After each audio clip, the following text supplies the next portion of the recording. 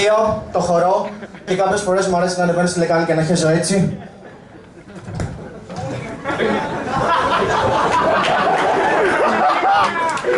Είμαι άνεργος. Όχι επειδή δεν βρίσκω δουλειά, επειδή είμαι τεμπέλης και χρησιμοποιώ την κρίση σαν δικαιολογία. Τρώω τα λεφτά των γονιών μου, όταν οι γονείς μου δεν έχουν. Τρώω τα λεφτά των φίλων μου, όταν δεν έχουν ούτε οι φίλοι μου τρώω πακέτο. Ο λόγος που δήλωσα συμμετοχή στα 5 λεπτά δόξας ήταν για να μπω τσάμπα. Σας προτρέπω να κάνετε το ίδιο, το μόνο που έχετε να κάνετε στέλνετε ένα μήνυμα στο Λάμπρο.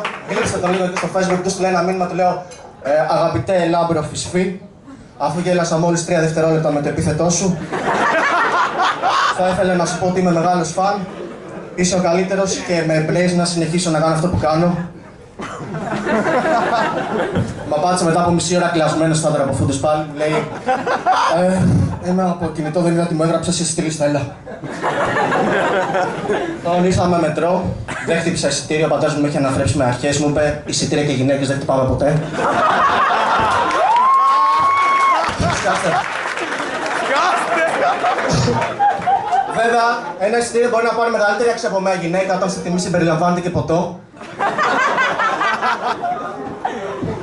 Μπαίνω στο μετρό.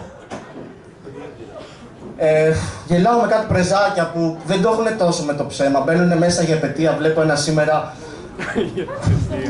Κυρίες και κύριοι, δεν είμαι ναρκωμανής, αλλά έχω ξυπνήσει από τις 7 και 4 το πρωί και νηστάζω. Και σε φάση, wow, φίλε, μπορεί να ξεγελάσει τη βαρύτητα, εμένα δεν θα με ξεγελάσει ποτέ.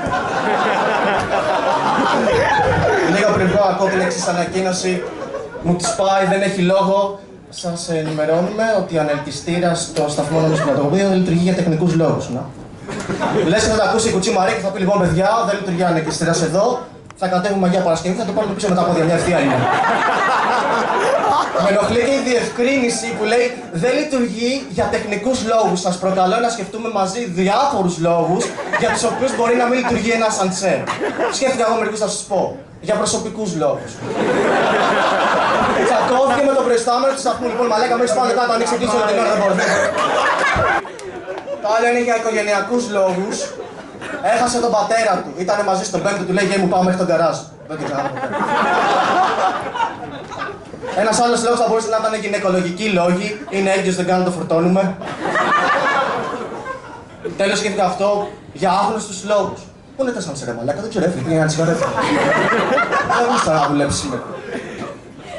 Τέλος πάντων μου κλέψαν ένα στήμα τον Ταρίφα, δεν θα το πω. Τσίφυγα λίγο, έχω 2 λεπτά για να σας πω τι μαλακία είχα σκεφτεί. Θέλω να μπω σε κάποιες πιο μαύρες πτυχές του χιούμορ, θέλω να ενοχλήσω λίγο. Ξεκινάω.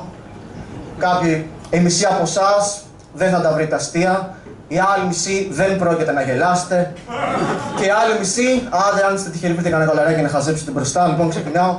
Πώς παρηγορούμε ένα τυφλό με αυτισμό. Του λέμε, δεν φταίς εσύ. Φταίει η εκκλησία μας που απαγορεύει τις εκτρώσεις. Φταίει η θεία σου που είναι θρήσκα. Και φταίει ο πατέρας σου που γάμισε την αδερφή του. Problem solved. Λοιπόν.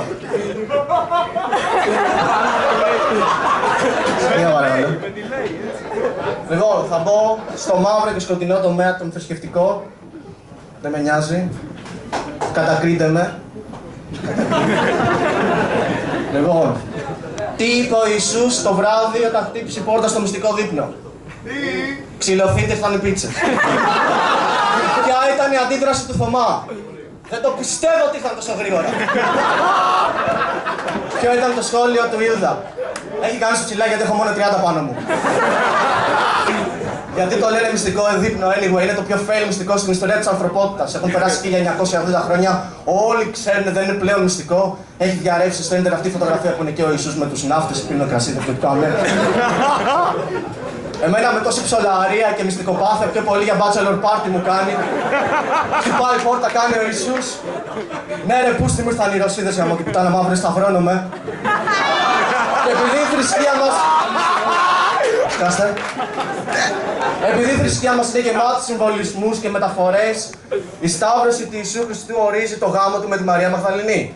Από την επόμενη μέρα τρώει παντόφυλλα από τη Μαρία. Είναι η Μαρία κάπως. Λοιπόν, είσαι κομμένα τα θαυματική μαλακής. Είσαι δικός μου τώρα, γιατί το ρίγκο μου. Πέσε τώρα στα γόνατα και κάνουμε ένα πεντικιούρ, διότι το βράδυ πρωταγωνιστώ σε λιθοβολισμό και θέλω να δείχνω όμορφο. Λοιπόν, έχω κι άλλο με παντρεμένους. Ο Ιωάννης Μεταξάς ήταν παντρεμένος για 31 χρόνια. Αν η γυναίκα του δεν του είχε πρίξει τα αρχίδια το προηγούμενο βράδυ, μπορεί και να μην έλεγε όχι. Συνεχίζω. Πριν φύγω τρέχοντας. Αυτό είναι το καλύτερο αστείο που έχω σκεφτεί ποτέ. Όχι, το έχω κι άλλο. Λοιπόν. Γελάς μου, γελάς. Λοιπόν, τόσος δώρος, μεταπολίτευση Πασόκ, δάνεια, επειδή ένας καραβανάς με το τάγκ του δεν έβρισκε να παρκάρει στο κέντρο. Έκλεισε εκεί λίγο την είσοδο, πάτησε 2-3 σκύπηδες, έσπασε μια κλασική κιθάρα που είχαν τα παιδιά. Δεν τρέχει. Και το τελευταίο και φεύγω τρέχοντας, είμαι και γρήγορος, τελειώνω γρήγορα. 5 λεπτά δόξα μου θυμίζει εμένα όταν κάνω σεξ. 2 λεπτά από το τσιγάρο. Τελευταίο μου αστείο, σας ευχαριστώ πολύ, είστε καλύτεροι φίλοι που είχα ποτέ. Πώς αποκαλούμε ένα γύφτο πατέρα 12 παιδιών. Επιχειρηματία.